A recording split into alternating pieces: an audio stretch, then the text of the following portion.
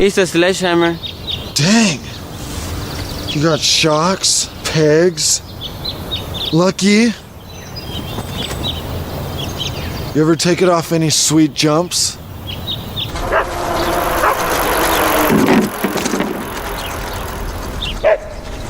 You got like 3 feet of air that time.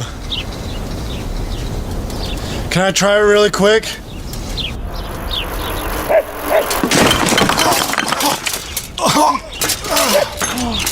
Dang.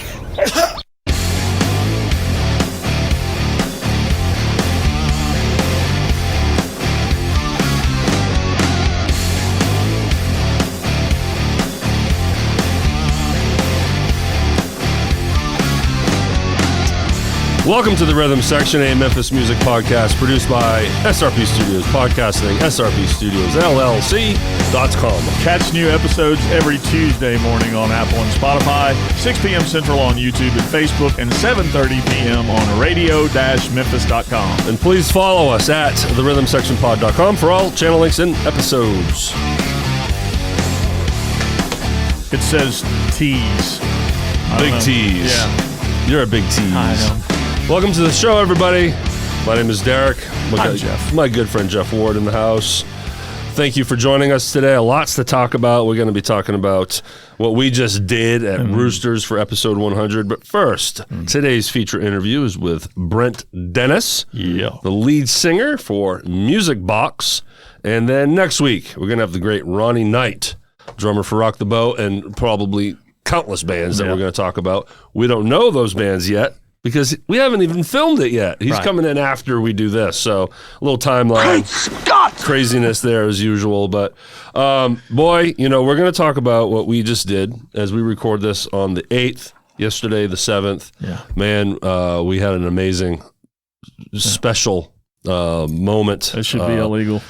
So, as you've heard us promote for weeks now, we just yesterday filmed episode 100 at Roosters, in front of a live audience, and boy, oh boy, was that fun! It was nerve-wracking. It was scary. It was all the different things, all the way down to prepping for it and tearing my studio down to have the gear to bring there and the setup and never doing it before.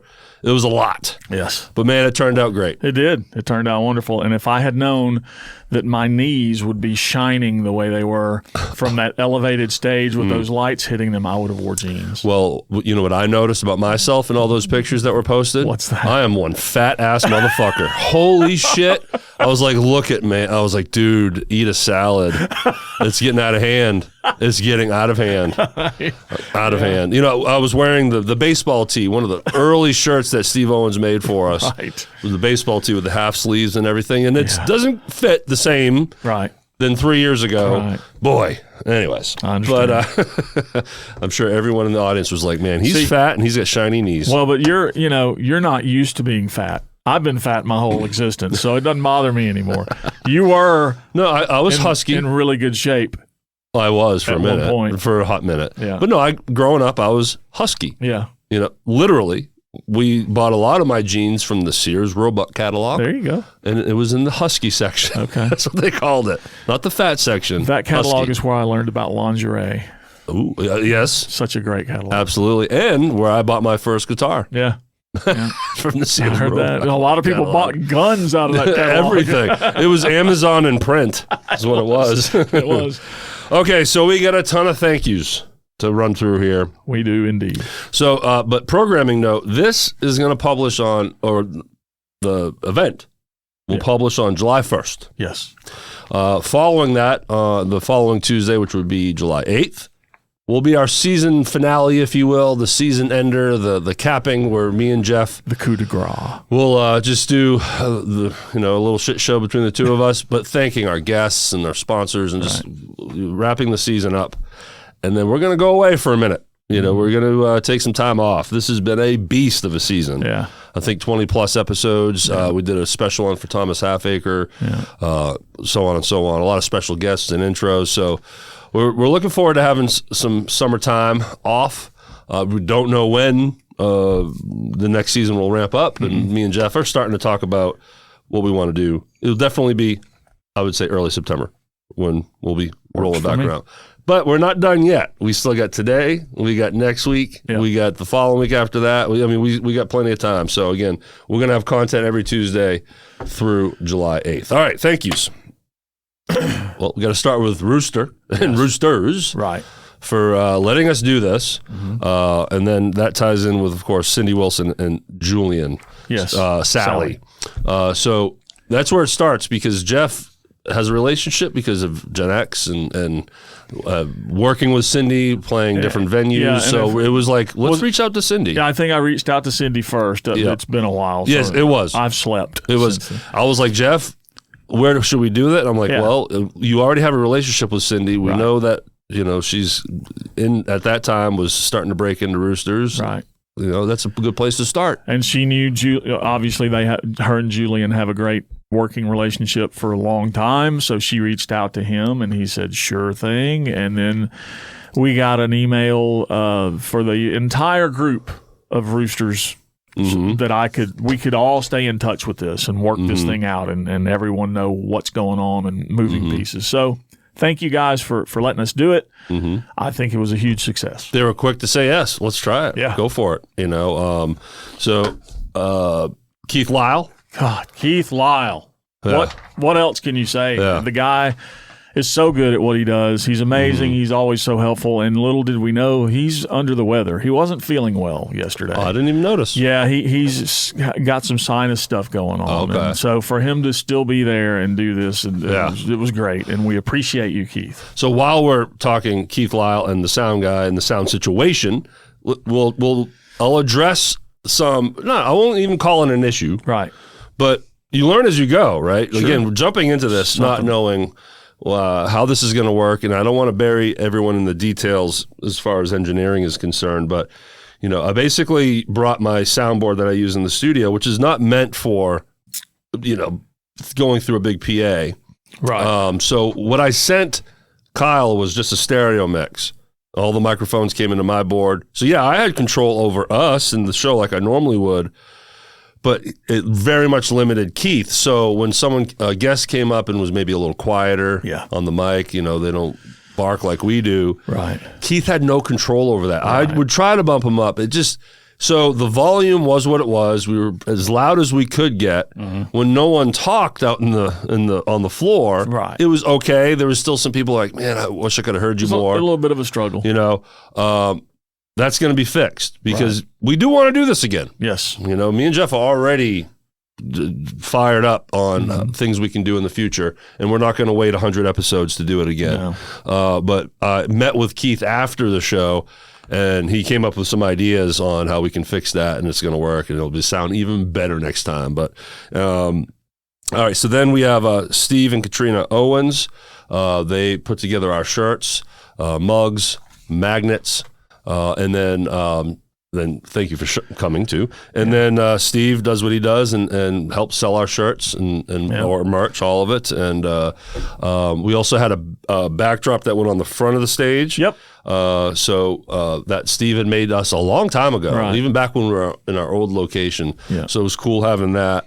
So thank you for that help. Jeff, I saw you just not jot something down. Yeah, but I'll get to it. We'll get to that. Yeah.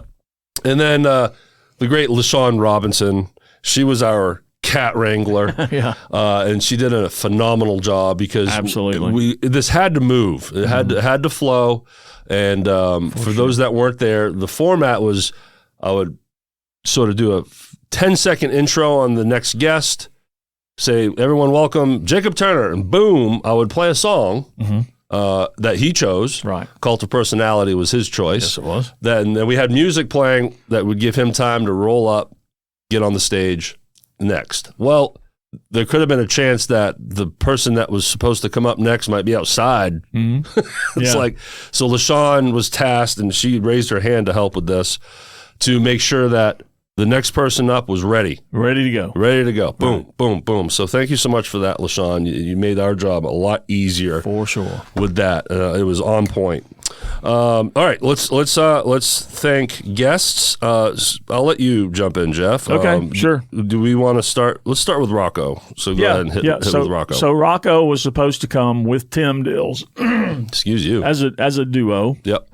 And Rocco, I don't know how. Probably shouldn't. Wasn't feeling well. He wasn't feeling well. That's bottom line. If he wants to put anything else out there in the world, he can do that. And he lives in Missouri. Right. And he's a long way off. So I think I even told Tim this. I said, you look a little more relaxed since Rocco won't be here. He knew he wasn't going to be, no darts were going to be thrown at him from one Mr. Rocco. So Tim Dills was our very first guest because he was our very first published interview. And it worked out that way. Yeah. Like, I didn't think of it that way when I put them first. Honestly, I put them first because I just knew Rocco was going to be set the tone and that whole vibe between him. But it turned out. But Rocco, if you're watching, I know you're watching or listening. You're probably not watching because the man is blind. But as you're listening, and I know he'll laugh at that. I think he'll think that's funny. You come up, sir. Yeah, you absolutely come up, and your nudity.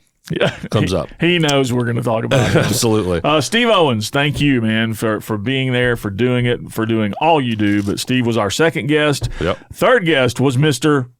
Paul Moreau. He was our third guest, and we love you, Paul. Thanks for doing it. Pause there. Yep. And the reason is Paul was, in essence, a fill-in. Because we want to shout out to Lance Binder. Yeah. Lance was originally scheduled to be on this. He just had some minor shoulder surgery. Right. And also he was going to, and then something else came up where he was going to be out of town. So it didn't work out. He would be there. But throw some love Lance's way. He's doing fine as the last I checked in. Yeah. But for the next couple of weeks, several weeks probably, Keith Blanchard will be filling in. Yeah. So when you go out to see Area 51, you'll see Keith Blanchard, and that's why. But we love you, Lance. Thank you for your support. Keith, you better get your aerobics in order if you're going to keep up with what Lance usually does. Right. Kenny Francis and his son Sebastian Hines. Yep. They were there. Sebastian wrote and produced his own walk-up music, which was cool. Yep. Kenny is a longtime friend of mine, fellow drum tech, big supporter, fellow Memphis music supporter. Along with Tina Hines, they've always behind the scenes have helped us out. And then with Sebastian, it was funny because I told Keith, I'm not Keith. You don't remember my name? Kenny, hey, for your 10 minutes, let's get your boy up there because we're playing his music. Sure. He's produced a lot of music, but they submitted a song to me, and I was like, yeah, let's use that. And Sebastian did tell me, he said, like, man, I'd love to come on the show. So I told him, man, next season we'll reach out and we'll get you in here. He certainly didn't want to come up on the stage with us at first. No, but once he got there, he said he loved doing it. Once Big Papa was up there, and we kept pointing to Sebastian, like, hey, man, he's right there. He should come up, right? Everyone's like, come on, get up here, Sebastian. Right. And he did. And it was great. So then we were able to learn more about his son, who's another car freak, just like you guys. Yeah. Next, Jason Moore. Yep. You've heard us talk about him through our sponsorship. Yep. More Loud. And Jason is a great guitar player. He loves Dick Dale. He's a tribute artist for Dick Dale. I have to unfortunately admit that I didn't even know who the hell Dick Dale was. Yeah. Think of this, the famous song from Pulp Fiction. And once I listened to some of the music, it's very cool music. But the guitar is very specific. Yeah, and the sound is very specific. And it was great how Jason, any guitar player that was at the audience or the guitar players that might be listening to episode 100 when it publishes, you'll get what he was saying. To me, it was a little bit Japanese. I mean, he got so technical on gauging of strings and amps. And the bottom line is the strings he plays are very heavy gauge. Yeah, I mean, probably barbed wire, right? And it was great. And he also announced and told everyone that he's actually taken lessons from Dick Dale's son. Yeah, that's got to be cool. Yeah, so he's getting it as close to the source as possible. Does Neil Peart have a son? Right. Can I take lessons from him? Yeah, right. Yeah. But so again, thank you for your support, Jason. And there's a theme here with the guests that we booked for this is not to play favorites, but everyone that we listed or had on the show were sponsors, right? Like people that kind of stepped up, sure, in a deeper way. And I will say I'll call it playing favorites. Okay, we'll go for it. Shit, that's fine. So I'd be remiss if I didn't mention David Griffin Yes. Because he was a huge sponsor this year, huge supporter. We love you, David. He was absolutely asked to be on this, but he had a gig. He was booked, and he just couldn't make it. So I want to make it clear that he was absolutely invited, and we love you, David. All right, you take the next one if you want. Okay. Jacob Turner, Zach, and Jillian. I don't have their last name. From Land Divided. Yes. I wasn't expecting all three. I had, in talking to Jacob, I threw it out there. I'm like, hey, get some of your land, talk to your band, sure, and see if someone wants to come up. All 4 members were wanting to be there. The 4th member is Nick Ireland. Yeah. But he ended up getting a gig in his band Hairspray Nation, so he couldn't make it. So we had all 3 up there with the other 3, and it was great. And timing's just perfect because coming in July, they got a new single out now, and then The Truth. I hope we're getting that right. I hope so. And then because we don't have it written down. We didn't prepare for and it. as they sat down with us, and again, that episode is going to be out on July 1st, they got a show that they could promote at Roosters. I'm sorry I don't have that information in front of me right now. An album's coming out, all kinds of great stuff. So it was great to have a nice young, original artist band, keeping it alive. And it was great. And I just learned this yesterday as we are interviewing these, I'll call them kids, young adults. If you saw the video of Thomas's benefit with Sean Few, Black 59, and the young lady that came out with a guitar and smoked everybody, Jillian. That was Jillian. Yes. I didn't know. I was looking at the video. Who the hell is that? Yeah. I found out as we're interviewing, that was her. She's badass. She's dude. amazing. So that was great. cool. All right, you take the next one. All right, Chris Craig, got drummer. Currently Seeing Red. Right. Of course, you all know him from Lord Tracy. Yes. And then the new project with Kinley Wolf. Fraser Boulevard. Whom you called Kenny. Kenley, I got your back. Dude, you know I love you, man. You know I love you. So, of course, we talk about all of that in Seeing Red. And he brought up, I forgot to add her, Nina. Yes, Nina. Nina Macris. Yes. So she's also in Seeing Red. So, yeah, we were able to talk about Seeing Red. I wonder if that band's named after her hair. Yeah, she's definitely a ginger, for sure. But, Chris, thank you for your support. Again, being a sponsor in the past and just being a great guy. I mean, like so many others, but Chris, I think, shares damn near every post we put out there. He does. Great guy. He came in from Nashville to do this with us. Awesome. Yes. Awesome stuff. Rick Cheddar and Monica Summerfield from Radio Memphis. In the Morning with Rick and Monica. Yes. We've told the story before. We've built a great relationship with them. We met them because they invited us on their show. Went well. Rick was like, we got to get you guys on Radio Memphis. So, all our episodes are simulcasted on Radio Memphis. Right. So they were nice enough to join us. And they were able to talk about how now Radio Memphis is officially a 501c3, a nonprofit, right. Which is great because, and of course he jokes, he's like, it's been nonprofit for 12 years. Right. But now that opens things up to get grants and build this thing and actually maybe even start building a staff and just being able to grow. So congratulations to them and thanks for y'all's support. LaShawn Robinson and Darren Lee came up to represent what I call the Elevation Memphis universe. Yep, because it is a universe. They do so many things. So they were able to talk about their original music and what they got on Spotify. Right. Check out Elevation Memphis. Their cover band, the Tina Turner Tribute Experience, all the different acoustic setups they do. So that was really cool. And then I'll let you. Thank you for your support. They're also a sponsor. We used to push out Elevation Memphis dates. So thank you for everything there. And I'll let you take our closer there, our finale. Right. The amazing, wonderful. And hey yo, Sean Few and Jimmy Fault. These guys are characters. Everybody knows this. Everybody knows Sean's a character. I knew when he sat down it was going to be epic, and it was. He was a one-man smoke show too. Of course, Sean came out.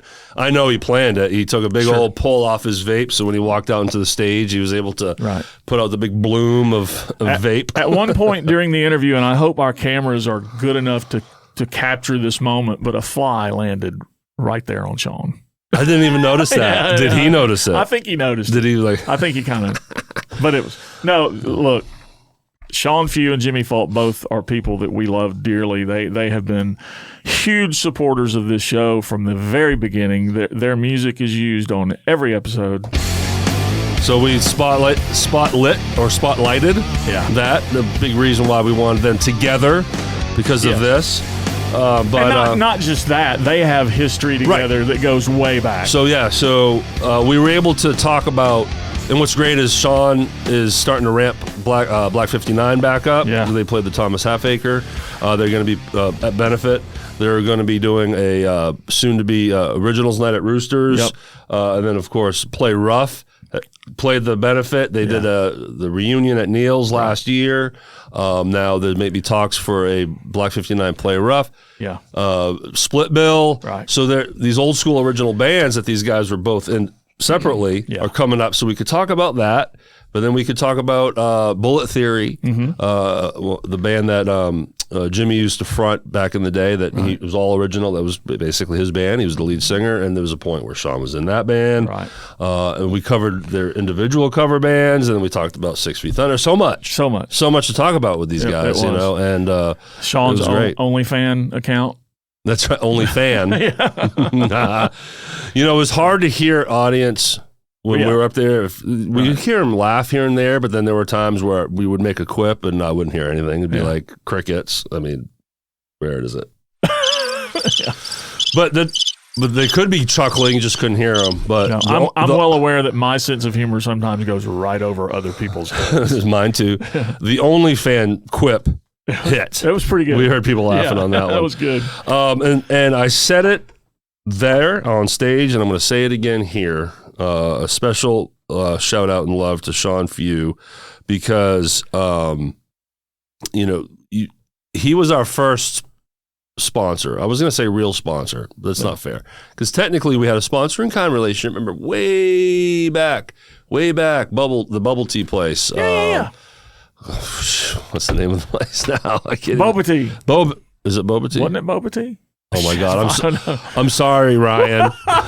It was Boba Tea. This is Boba Tea. Anyway, we had a sponsor in kind trade where we gave them an ad, and then they displayed our merch, right? Which sold, I think, 2 hats. Yes. And 1 T-shirt. In terms of sponsorship dollars flowing into the show and with advertising, it all started with Sean. Yeah, it did. He reached out to us. What can I do to help? I came up with this idea to let's push Band-Aids. So would you pay X for this? Right. And he's like, I'm in. Yeah. And it opened the floodgates, and other bands started following suit and jumping in. So it's noted, you can't change the first. I'm sentimental when it comes to firsts, and you can't change them. And forever, for the life of this whole shit show we do here, Sean Few, we love you. Thank you so much for being that guy to raise his hand and give us money. Yes. Thank you so much. All right. We're getting close to the end of this, the thank yous here. So the thing I wrote down earlier that just happened to cross my mind, I wanted to say thank you to everyone that put money in the tip bucket. That's right. Because that was specifically for Thomas Halfacre, who is battling cancer. If you watch this show, you already know all about this. Thomas is such a huge part of this community from way back.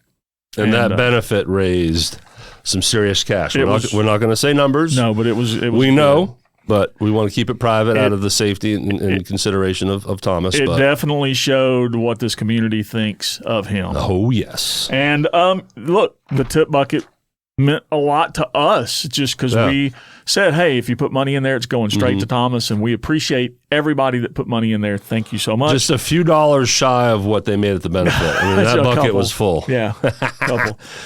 And I'm going to take this one. We can do this one together. Let's start it, yeah. We can't name everybody that came individually because we are destined to forget somebody.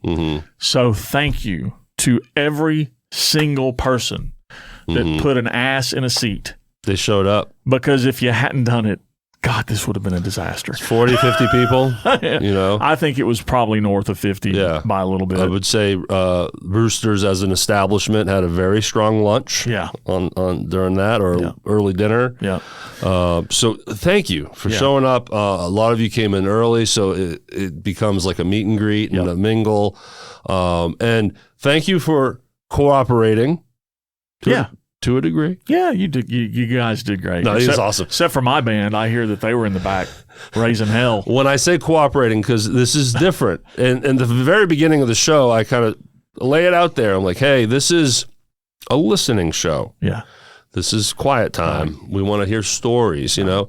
And for the most part, I would say 99.9% of the time, everyone was quiet. But there was some troublemakers in there. Turns out it was Jeff's band. The Gen X guys, man, it's like I'm in a band with a bunch of rowdy goofballs. John Austin is known for raising hell. Just saying. And then, on the opposite end of that spectrum, there were moments where I would throw a quip. You would throw a quip out there that would be a reference to someone in the audience. Right. And then you'd look. And they're on their phone.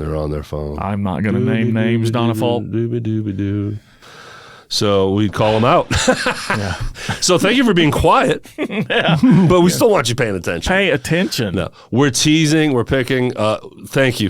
Yes. It means so much to us that you guys would show up. And then afterwards, the love y'all gave us and the comment that I heard often was like, do it again. Yeah. And we are. We And don't have any plans yet, but this is going to happen again, and more than just one more time. And trust me when I tell you that Derrick and I absolutely appreciate every time somebody says, and we want to thank you guys. It feels weird when somebody says that, and I hope I don't act goofy as hell when they do, because I don't want the accolades. Right. We're doing this because we love it. This is fun. We're having a good time. Absolutely. But it is wonderful that you guys appreciate it and noticed it and acknowledge it. So hopefully when you say thank you guys, I don't look like a goofball, because I have a hard time going, man, thank you so much. Yeah. I mean, that's the response. Thank you. Appreciate the compliment. And we do, and we love y'all for it. But I think that's it, right? I think so. So we're not forgetting anyone, right? No. No, I mean, there's no one left? There's nobody. Okay. No, we're just kidding. Yeah. Tina Hines, everybody. Thank you so much for the banner, the backdrop. It really did look amazing. Yeah, we're going to throw a picture up right now. We wanted to play around, Tina, and we weren't going to forget you. Yeah. No, we love you. It made the stage really It was great. look great. So, and it worked out great because, again, earlier I mentioned that Steve, a while back, had made a backdrop that fit perfectly on the front of the stage. We kind of put the PA speakers on top of the lip so that we would hang down the front. But then, we had this beautiful backdrop behind us off to the angled. The only thing it was missing was our faces. Yeah, no, it's probably good. They had your shiny knees and my fat ass belly to look at. Yeah. But basically what she did was she took the flyer that we had been pushing out on social media for the last several weeks and made a banner of it, and it was our backdrop of it. Looks amazing. It was great. Thank you, Tina, so much for putting that together. She just stepped. We didn't ask. No, she just did it. So we love you guys so much. Wow. Is that it? Is that the whole show, or do we got more stuff to talk about? We got to do something. Oh my God. Yeah. So once again, thank you. And we're looking forward to doing it again. Yep. We're already coming up with some ideas on how to make this work and make it better and different and everything. So maybe Rocco will make the next one and he'll be naked. I hope so. All right. Are you looking to create eye-catching branded mugs and tumblers for you and your business? Katrina Owens brings your vision to life with high-quality vinyl and sublimation designs, all handcrafted with care, and beautiful mugs that we had. Oh, yeah. And we still have plenty to sell, and these mugs were specific to episode 100 at Roosters. Actually, the rhythm section mugs got sold out. I've got a bunch of back in time. Oh, we still have some of those, but the rhythm section mugs sold out. They're gone. Fucking great. Awesome. Whether it's for a birthday, a business, or just because, Creations for You has you covered. Call Katrina today at 901-870-1854 and let her create something just for you. Right. Also, you also need images, logos, shirts, magnets, and stickers that pop, baby. Bam! Look no further than Images for You. Steve Owens delivers top-notch DTF and sublimation designs, perfect for bands, businesses, and podcasts. Images for You brings your brand and your band to life. I would love to know what DTF and sublimation means. Well, a professional would have looked that shit up. But we're not. We've been talking about it for a couple of months now. We are a couple shitbirds. Call Steve today at 901-870-6846 and let your image speak loud and clear, everyone. Pay attention. DeSoto Local is a digital advertising network throughout DeSoto County. They have moved the outdoor billboard concept indoors to high-traffic areas, connecting local businesses to their customers. Their indoor billboards are popular in places all over town. These screens display full-motion ads about the business hosting the screen, ads for local businesses in the area, and relevant local content. Advertise your business today with DeSoto Local. Contact Brandy Faulkner today at 901-831-3212 and visit DeSotoLocal.biz for more information. Area 51 is one of the premier bands in Memphis and North Mississippi, bringing you songs from classic artists such as Duran Duran, Yes, Boston, and Styx. Keep shining with Josh Shining. And we mentioned this earlier. We're going to mention it again. Feel Better, Lance. Yes, because we love you. Keith Blanchard is stepping in for Lance, and this Josh sent me this. Okay. This is Josh's name. All right. Keith Blanchard, a.k.a. Carlos Spicy Wiener. I like it. I don't know if Keith likes it, but I know I love it. And Josh is hilarious. He will forever be known as CSW. Thursday, June 19th, Collierville Town Square, 7 to 9. Saturday, June 28th at Hadley's. And a full weekend at the Gold Strike Casino, July 5th and 6th. Follow on Facebook at Area 51 Memphis. Are you looking for the best live music? Well, of course. I am. Duh. The Musicians Booking Agency connects top bands with the city's hottest venues. Whether you're booking talent or looking for gigs, they've got you covered. And real quick, thank you, Steve Owens, for filling in last week. Yes, Right? absolutely. Thank you for that, and it was a lot of fun, and we got more into detail on the booking agency and everything he does, but thanks for stepping in for Jeff. Awesome. Follow on Facebook at the Memphis... See, you threw me off, man. I was killing it. Follow on Facebook at the Musicians Booking Agency. Shut up, eh? For updates on upcoming shows and new artists. I love you. Contact Steve at 901-870-6846. All right, Jeff, kick off these days. Shows for this week. Wednesday, June 11th, Full Metal Racket is at Hadley's. Friday, June 13th, Full Metal Racket at Sidecar Memphis, a 30-minute Ego at Hadley's, and Brian Johnson at The Shake Rag. Saturday, June 14th, 901 Rocks at Sidecar Memphis. Quick shout out to Alan Bone and his girlfriend, Kelsey. Yes. For coming last night.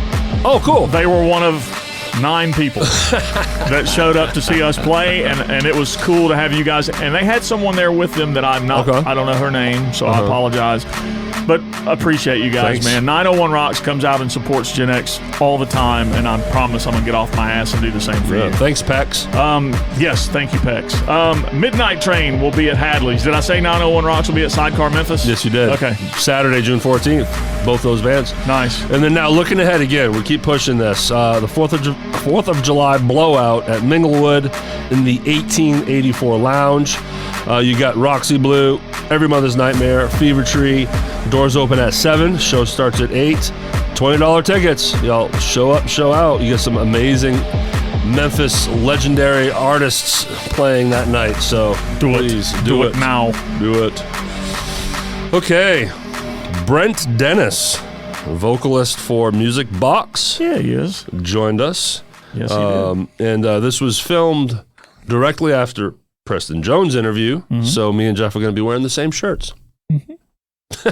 So it was fun. And we were a little exhausted, not going to lie. I'm a little exhausted. By the time Brent came in, we did our thing, but Preston was a handful. We learned early on, sometimes we don't have a choice but to do 2 interviews in a day. We don't like doing it. We don't like doing it because it's a lot. Sometimes we have to. I remember many moons ago we did 3 in one Sunday, and I forget who the third one was, but we apologize to you because I'm sure you could just see the glaze over our eyes. But all right, Brent Dennis again, vocalist for Music Box.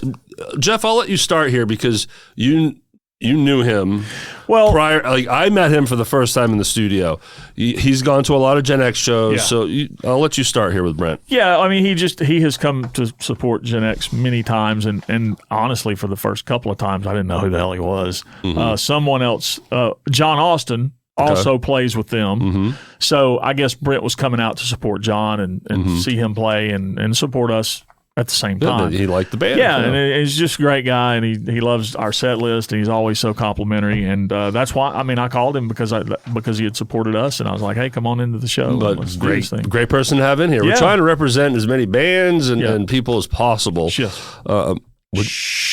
I thought you said shift. I was like, are you telling me to go to the next point?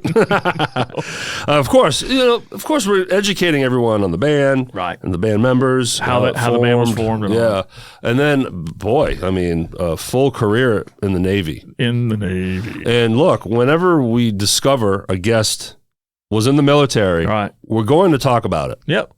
Even if it has nothing to do with music, don't care. We want to hear about it. Right. And boy, he had a long career, tons of tours, been everywhere. Right. So again, thank you for your service, Brent. Yeah. We talk about how he started. I think it was. I should remember this because I edited it. You have the advantage of doing the editing. That's why I make the notes. Because typically by the time I get home, I've forgotten what we talked about. I forget as soon as we're done. It's editing that, of course, is why I'm able to come up with these notes. But Leanne's Alarm Clock is the first kind of project he talks about that kind of got things started. And it's a cool name, and it was cool how they came up with it. Yeah, we'll let you listen to that story because you're thinking, Leanne's Alarm Clock, that's very specific and odd. So there's a funny story behind that. We're always going to ask influences, so he talks about his vocal influences. Music box, he likes playing... it's rock music, right? And old, a variety, and he has a variety of influences as well. Another funny story told about his first concert, going to see Poison. Yep. I don't know if you remember. I don't remember. Okay, I remember discussing Poison, but I don't remember I'll let you watch the interview when it publishes. Okay. Pretty good. It is funny. Yeah, it's just funny. Just a tease, a funny story about his first concert to Poison with some friends. So stick around for that. Hopefully he didn't mistake Bret Michaels for a chick. No, he did not. and then we brought up a topic that may have come up in the past, but we went a little deeper. In every band out there has had this situation. I mean, everyone knows this. Picking the right songs to serve your purpose. Right. And if your purpose is to entertain the audience and get asses on the dance floor dancing. Sometimes, and I'm guilty of this. Right. Someone in a band or maybe the band as a whole wants to hang on to a song that is probably a great song. You probably kill it. I've done it. Probably crush the song, kick ass at it, but it's a big fart in church and no one's on the floor and everyone's going to the bathroom. Right. And we go into how that can be a dynamic in a band, just agreeing on what songs to play. And some people want to hold on to things. Some people just shun a song because it's not cool enough. But if your purpose is to have a dance floor, that's right. That might not be your purpose. Right. So, but if it is, you got to be wary of, okay, that song, we played it 3 times, did nothing. Yeah. Got to go. Got to go. And we got to replace it with something. So it was an interesting conversation because, him and that band, Music Box, are no strangers to that conversation. And then there are the songs that you would never, ever think in your whole life people would dance to. Right, like Man in the Box just comes up. Play Man in the Box if you want white women to dance. Mama Darlene loves that song. I mean, she can't run to the dance floor fast enough, but... so good stuff. All right, Big Note Music Lessons offers one-on-one and group lessons for guitar, bass, keys, drums, and voice. Try that free lesson right now, everybody. Go to bignotemusiclessons.com to complete that submission form for your free lesson. Yeah, start your Radio Memphis day with In the Morning with Rick and Monica. We love Rick and Monica. Thank you guys for all you do for us. From 9:30 to 2 p.m. Central for a wild ride of fun segments like News from the Stupid, That Guy, This Guy, and Crime Time, and much, much more. Radio-Memphis.com. And thank you To everyone that has donated, all our sponsors, the ones that put money in Thomas Halfaker's tip bucket for us. Absolutely. Your generosity is amazing. If you wish to continue that generosity, right? We have Venmo and Cash App. Links are in the description, or you can search The Rhythm Section Pod. Follow us at therhythmsectionpod.com. You will see our entire catalog of episodes and links to our YouTube, Apple, Spotify, Facebook, and Instagram channels. Woo! All right. I hope we didn't forget anyone. Again, thank you to everyone at Roosters, everyone that showed up, everyone that joined us on the panel, everything. It was a blast, and we cannot wait to do it again. That's right. We will do this again. And until next time, y'all, please enjoy our interview with Brent Dennis, vocalist for BoXx.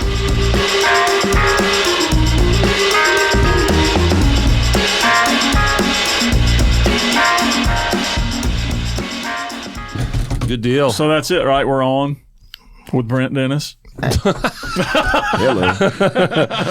No, we'll do an official Do an one here. actual one. Yeah.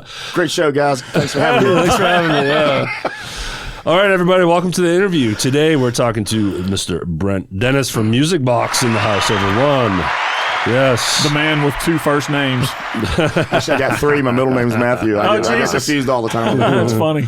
Welcome to the show, sir. Yeah. And nice meeting you. Thank you. Nice meeting you guys. Very cool. And yeah, Jeff threw this in the calendar. I was like, great. Yeah. We've never had anyone from BoXx, and we're trying to branch out and get as many representations as we possibly can for all these different bands. There's so many great ones. So thanks for doing this today. No, appreciate it. Thanks for having me. And thank you so much for coming to Gen X shows. You've been out front screaming for us multiple times, and we need to make it to a BoXx show. Hey, when y'all did that Bowling for Soup song, I was like, I told him 2 years ago, let's go get it. We all ran to the dance floor. Yeah, we do 1985 now from Bowling for Soup. Yeah. The crowd seems to love that song. I'd never heard of it. Oh yeah, I thought, and it's basically talking about a Gen X, someone that's Gen X, like 1985. So it's perfect. It fits right in with you guys. Yeah. What's the saying? Raised on hose water and neglect. That's it. Ain't that the truth? Good came God. in when the street lights came on. That's right. Right. Times have changed for sure. You know, I still think back on me at 9, 10 years old, getting on my bike and disappearing. Mm-hmm. Disappearing. Yeah. Kids that do that now are never found. Yeah. Right. Yeah. I mean, I'd be on the other side of my town, and no one could get in touch with me. I couldn't get in touch with anybody, but all the kids were doing it, and I would have never let my daughter do that at 9, 10 years old. Back then, there was no reason not to do it. The street I grew up on, we played kickball every night, and the way we came in at night, my mom would just out the back door and yelled for me and my brother, Brad, time to come in, and that's when we knew to come in. Or it was getting dark, and that's how it was. So it was like the Sandlot growing up, but we played kickball. Same here. In my neighborhood, there was a father that had a very distinct whistle. You could hear it across, blocks away, and you knew it was time. And he was like, "Gotta go." Yeah. You could hear it. It was very distinct. I didn't do so much of the outdoor stuff in the neighborhood, but my mom would take me to the Mall of Memphis, which is no longer even there, and drop me at the arcade for 4 hours while she would go shop. Yeah, see ya. So, and you don't do that anymore either. No. But well, anyways, let's talk BoXx. Let's start there. You know, it's current. The band's doing its thing right now, so let's promote it and push it and tell us more about it. So, if someone goes to a BoXx show, what should they expect? What do y'all play? Well, we started out a little bit earlier, 80s and 90s, basically. We used to do a little bit through a couple country tunes in there if they asked for it, if they request it. Greg kind of considers Leonard Skinner some country, which... I can see that. I mean, it's kind of it's like Southern rock. Simple man, Southern rock. But I'll tell you this. You know, early on when I had to start learning country, give me 3 steps. Right. Give me 3 steps, and there's another one. Shoot, they call me the breeze. Oh yeah. Especially Call Me the Breeze. Yeah. The bass line is very country, and that was my there is country in there for sure. Yeah, the way they formed that bass line, but so like we're 64 Friday night, we're rocking it. I think we're in the middle of a bunch of nights, and this guy comes out and he goes, "Hey, can y'all do some Johnny Cash?" And we're like, I don't know, it's gonna kind of kill the vibe, right? And then he left, so we didn't end up doing it. So what are some of the bands that you guys love covering? Let's see, Duran Duran, Billy Idol, Def Leppard. Cool. So we do Poison, Greg hair band, and then we do the 90s, a lot of Lit. The Offspring goes over really cool. good. Yeah. Keep them separated. Yeah, keep them separated. Yeah, that goes over real good. What's the Semi-Charm Life? Third Eye Blind? There it is. Third Eye Blind, and then a lot of songs. Oh, I don't get to pick a lot of songs. I just get told to sing them. So, but Hey, there you go. And then a totally different story than from Preston. By the time you're listening to this interview, last week we had Preston. Completely different story. How he joined what became your mom's new boyfriend. He came in swinging like, I ain't doing none of this shit. Yeah. I mean, I like it all, man. I grew up in Kentucky. Like I said, my dad and uncles was a bluegrass band, and everybody was playing and stuff like that. So I like it all, dude. Ricky's nice. And, I'm one of the, if the crowd's enjoying it, if they're dancing or if I look out and I see them sitting down, but they're singing along, pumping their hands, I know, okay, this song's going over good. I know that we could keep this one, So, but Durant, like, song that, we got accused of using backing tracks a couple times by Brett from Twin Soul. Okay. And he goes, what track was that? Because we were doing Rio by Duran Duran. Okay. I said, dude, we don't even know how to use a backing track right now. And I said, we don't use backing tracks. I said, what you're hearing of is this us? And I don't play. I used to play a little rhythm acoustic, but you can't really hear me, so I put it down and just jump around on stage. And it's all John, Greg, or whoever's in. I want to hear John play Rio. That's a hell of a bass line. He's good at it, man. Yeah. And Billy Hall on drums, like I said. But I said, man, we've talked about using some tracks, but no, we don't even know how to do that right now, dude. So cool. But we've just flashed through some names, so let's now focus on them. Okay. So you mentioned Greg Cooper on guitar, dude. Tell us more about Greg. All right, so man, I was in a band in Maryland called Leon's Alarm Clock.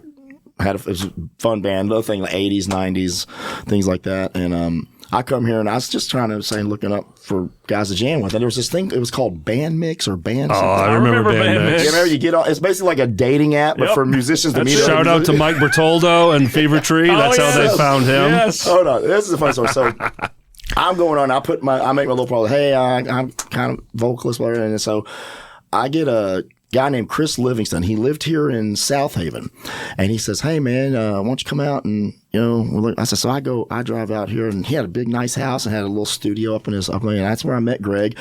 And Chris was a guitar player but converted to bass. Mm-hmm. He could get through it. He was good. And of course, I met Greg. Greg just blew me away. Greg could play anything. And then there was a guy named Scott Alexander who was at the time. And we're getting together like once a week, every Wednesday, to get our set list ready. And then we get to a point and basically I think Scott's with Tilt now, the band called Tilt. Okay. And and, Scotty. He comes in one day and basically, I don't know what the story was. Him and his girlfriend got basically like, hey, my girlfriend said I can't play rock band no more. And we're like, all right, we don't got a drummer. And then I said, well, I know a guy named Eddie Pennington. He can come in, and we were going to get together. But then the very next week, it's Wednesday, I get a text from Chris saying, hey guys, can't rehearse tonight. I think I'm losing my job. I was like, all right. I just only knew these guys for a couple months because I just moved here, and I had a lot of equipment at his house. And so weeks go by and I'm calling and texting. Chris isn't answering the text, man. And I had Greg. I said, hey, Greg, man, go to Chris's house because I got to get my equipment. What's going on? So I meet Greg because Greg lives in Collierville. I pick him up. We roll over to Chris's house.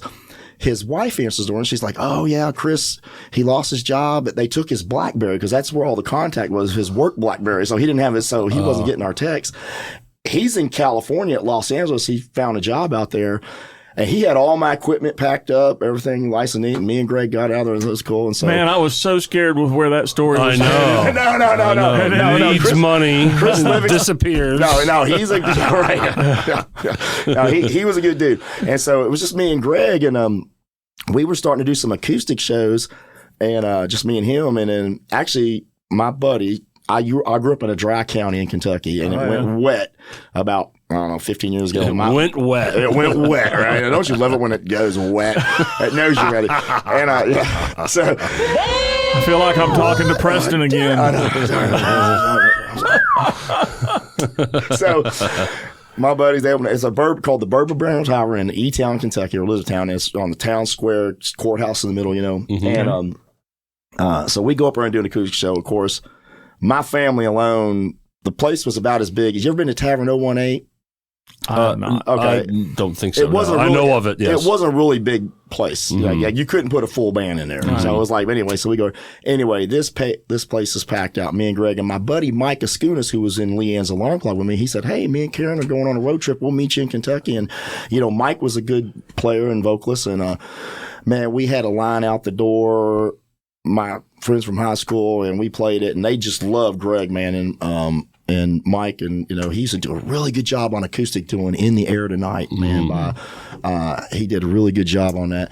And they're like, "Man, we got to have you guys back, dude." I was like, "Yeah." He said, "Well, we're opening up the bar. The department store next door was closed down. They were buying that, and they were going to expand the bar and make it bigger, and they were going to put a stage, and they did. Looks great." So we went back, brought full band, brought John, and that's a whole other story. So Greg could play anything, but we were asking about Greg, but I'm kind of getting off track here, but yeah, Greg Hooper, I think he's a phenomenal guitar player. If y'all ever need a guitar guy, sure, he can play anything. He can go out his car on break and listen to a song, and he'll have it down like he's played it for 20 years, dude. He's a great dude. One of those aliens. Yeah, he's like. You've also got John Austin. Oh, and I already know what a great player he is. John's amazing. And let me tell you something, Greg. This is how good John is. Greg will play it capo something different, and John will just transpose on the fly, like, okay, I guess we're playing it in F sharp now, sure, like whatever. And it's so you guys share a bass player in John Austin. Yeah, he plays with Jeff. Yeah, and he's great. He splits his time. Evenly. Yeah. Well, no, not evenly. Y'all got more. Music Box only plays like once, twice a month. It's a hobby for me. I don't, I just use it fun, and I know, and so. John's with us when we got our gigs, and I know Gen X, y'all are great. Y'all play with everybody. Y'all hit the scene, and boom, everybody was out there. And then we started out on drums. Dale Krajewski, he's the guy. So back to with Greg, we were doing acoustic, and he said, "Hey, man." He had a friend. This is how Music Box started 8 years ago, going on 9 now. Good deal. He goes, "My friend." She's doing a wedding. She wants a band. I think it was a friend of Greg's from high school. Her name was Ashley. I said, yeah. Well, so he goes, I know a drummer. He used to be with Swingin' Leroy. He's left Swingin' Leroy. He goes, I said, okay. And I said, well, we need a bass player. So I think it was Dale that actually found John. Okay. I don't know if it was like the band mix, the band dating website again. Right. Anyway, so we we were just going to do this wedding, and that was it, man. We were just going to get together and do this wedding for Greg's friend. Like, all right, man. So, because Greg and I were just doing the acoustic stuff, and then we got together with John, and I don't think we had a name yet. We were just going to, do the wedding, and it was at the downtown at the candy factory. Okay. They'd rented out the old candy factory, whatever it was called, and it was dude, it went great. And I mean, the bride's dad, I don't know what we made. We made like $1,000 or whatever because they kept tipping us money and whatever, and then. We said, hey, y'all want to keep doing this? I said, yeah, let's keep doing it, man. And then let's get a name. Okay, let's get it. Well, I think we came up with a name. Like, we did have the name by the wedding. I think we came up with a name by the wedding before we actually played the wedding gig. And that's how we got started. Was Music Box like the first thing thrown out there? Or did you guys labor mile-long text threads with ideas that all sucked? I know. We came up with a great band name on last week's episode with Preston. It was the Fat and Saggies. I remember Greg threw out Apothic Red. It was after I said, Greg, that's a wine. There's a wine out there called Apothic Red. And I said, all right, we kind of threw that around. And then, we kind of thought, I had a book. It was Music Box, but we threw an extra X in there to make it kind of look good on the logo. Yeah. And basically it was just a book of photos of history of all different. Actually, I should have brought it out. I'll take a photo of and post it on our band page. But I said, hey, how about Music Box? And they said, okay, sounds good. I don't think anybody really cared. We just wanted to because we thought we were just doing this wedding. Right. Yeah. And so it's all like, and it's kind of stuck, and we just have fun. We don't. And it's been the same guys since? Because was Billy Holland on drums? No, it was Dale at drums, and then so Dale. Oh, that's right. Dale had a stroke, and then we kind of like that when we were getting fill in on drums. We all remember Junior Grant. Yeah, he played with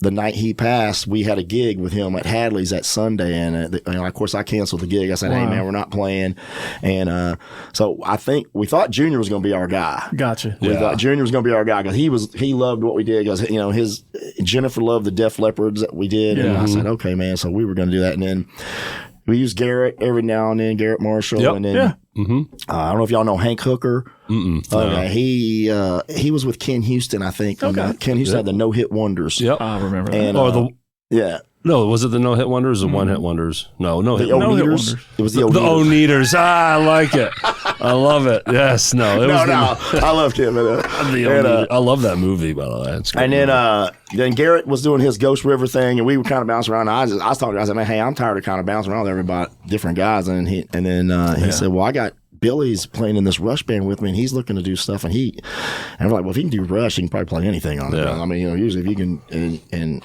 so he's been with us. I guess going on a year now, and he's been great. He's like laid back. Cool. He's like, dude, whatever y'all want to play is, and he can play. And I'll tell you, last Friday night at Lucky Dog, my voice went out, and I got Angela Burton. I had Mike Hart. We love Angela. Yeah. John was out of town, and we had Mike Hart on bass. Yep. And I'd never played with Mike. And Angela came in, and then Greg had to cancel. I said, well, man, I'm going to cancel the gig, dude. And Billy and The whole band's missing. yeah, the whole band's missing. Right? And I said, Mike Hart goes, well, I'll get a guitar player. I said, okay, well, I'll bring the piano. I'll run sound if y'all can find. And he's okay. I didn't know who. He brought in a girl named Victoria Pride. Charlie Pride's grandniece or grand cousins from Charlie Pride, Kissing Angel, Crystal Chandelier. Yeah, Sing it, Jeff. Yeah, sing it. The painting on your wall. So anyway, he goes, was your drummer still in? I said, man, he goes, we're going to have to switch the set list. We're only going to be about 50% country. And then I said, man, let me call him. And Billy's like, if I've heard the song before, I can get through it, man. And I was so excited because he nailed every song, dude. And there was no set list.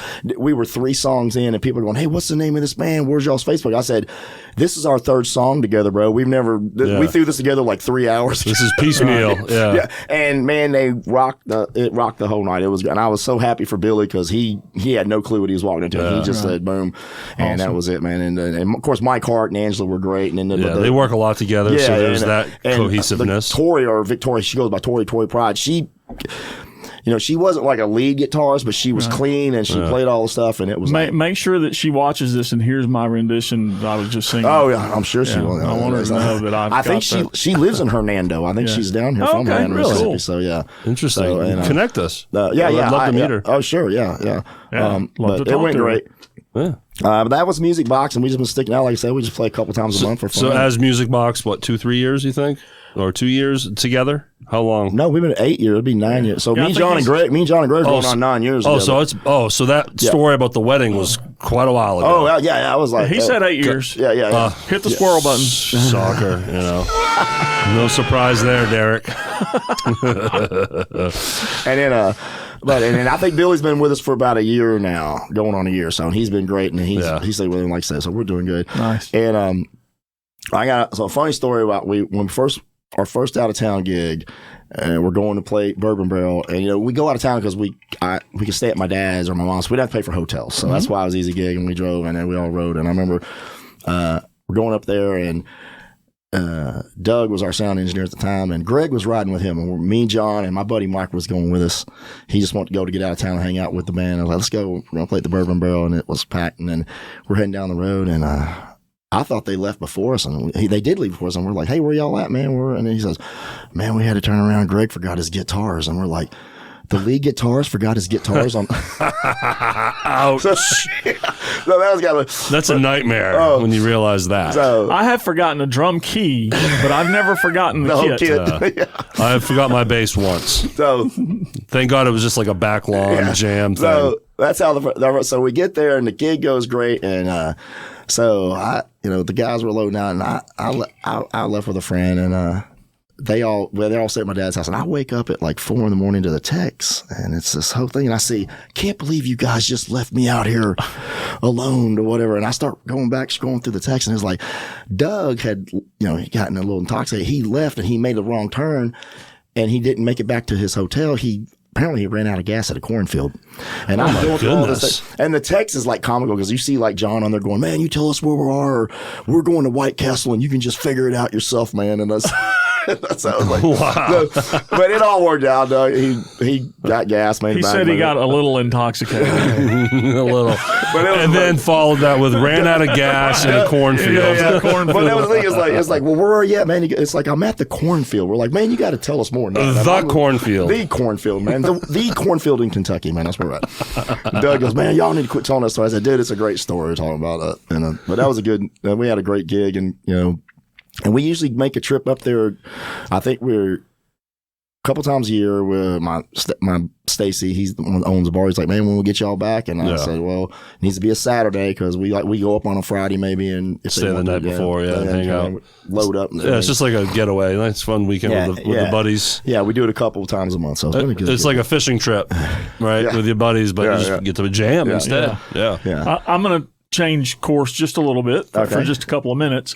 This is not musical, but you told us you were in the Navy. Yeah. I always love to highlight people who have served. All right. And thank you for your service, sir. Yes. When did you join? All right. The only reason I joined the Navy, I joined back during Desert Shield. You can make shit up here and make it sound way better than it is if you want. The country needed it, and there was only one man for the jobs. There you go. That's it. No, go ahead.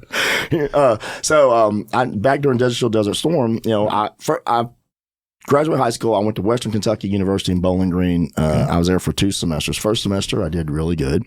Second semester, I pledged, and somehow apparently going to class helps your GPA a lot. And I quit doing that. And so it's funny how that works. I know, right? You probably got a little intoxicated every now and then, too. Congratulations, Mr. Blutowski. You're at the top of the Delta class. 0.73. So I needed money, and at the time, the Navy had a 2-year program. So all the other branches wanted 4. I didn't know anything about the Navy. And I lived right by Fort Knox, close to Fort Knox. So I was like, well, Army wanted 4, Air Force 4. And the recruiter's like, well, we give you 2 years. I go, well, wait, I get the same GI Bill, but I only got to do 2 years. So I was like, well, yeah, I'm doing the Navy. And I said, okay. And then I got in there and met my first ship in Dubai, Saudi Arabia, and did my 2 years. And then it was just good. And then I found out I had a guarantee of any A school training I wanted. And I said, well, okay, I want to be a corpsman, which was a medic. And so then they sent me to corpsman school, and then then they paid for college. Nice. I mean, I got 2 master's degrees. I don't have a student loan to pay off. They sent me to school, and then probably the smartest person we've had. So I was going to go. We're balancing this out for you right here, me and Jeff. My plan was to do 2 years. I was going back to Phi Delta Theta. I said, I'll see you in a couple of years, guys. And then I ended up staying 27. So they were good for me, and I wanted to do 30, but I got to my last tour here, and the tour was up and they wanted me to go back to DC. And I was like, man, I don't want to go back to the DC area. The cost of living's horrible. It's crowded. And, I had a daughter finishing high school. I said, you know what? I said, is there anything else? He said, well, either that or, you send me retire. I said, okay, well, I'll send over requests. So by me putting in my retirement request, it gave me an extra year. Yeah. Because they give you a year to prepare, to separate and all that stuff. They don't just say, okay, you're retired. Yeah, 5 o'clock today, get out of here, So, but it's good. I wouldn't change a thing of what I did, man. Cool. And I mean, I did, got to see the world, stationed in Guam for 3 years, deployments, Iraq and all that. So you deployed as a corpsman? So I was on all my ships were stationed on were amphibs, which were Marines, and all my operational tours were with Marines. And then I got commissioned. So I was 10 years enlisted, and I picked up a commission, after I finished as a medical service corps officer, which is a healthcare administrator. So I did medical ops, and then all my shore tours were on naval hospitals or naval clinics, and nice. And then I retired here, and I did go to Baptist and work for about 60 days. I didn't like it. I said, man, I'm not doing this. And then my buddy Tom Lewis, he was a retired master chief. He says, hey, you still in the Memphis area? And I said, yeah. He goes, well, we got a contracting position, Bob retired. And I was like, man, I don't know. I'm good, man. I was playing golf on Glen Eagle at this time when he made the phone call. And he's like, well, it pays. And I said, I'll come talk to y'all. There you go. Money talks, baby. I will hear you guys out. Sure. And then, of course, I was already doing the music. In fact, we played Music Box the day I retired. What was the name of the place? It was in Arlington. It used to be it was Game Time, and then it was Legacy. I know who you're talking about. Yeah. I don't know what it's called now. It's closed now, I think. Okay. But anyway, the night or my retirement ceremony, we played in there. We played that night. we played that night for a party for me, and it was good. And Music Box played. I had some family visiting, my kids and everything, so it was a fun night. So, throughout your years in the service, did you ever sing and play and have a little, Navy bands together with? Believe it or not, I used to be scared to death to get in front of people and sing. Me and you both. I was. I used to be like terrible. And then when I was in the Navy, we were over. I think we were in Rota, Spain, and of course they had karaoke, and everybody's like, "Oh yeah, man, let's do it." So I got up there and sing, and now it's like I don't care, man. I'm like now, like to me, if there's a crowd, I'm jumping around and dancing, or I'm not doing the stage dives or nothing until hopefully they test me. But it's fun for me. If there's a crowd, or like I said, if people are singing along, I get into it. Was that venue that you just mentioned one that ended up on Bar Rescue? Yep, exactly. Yep. It went from Game Time to Legacy. Yeah.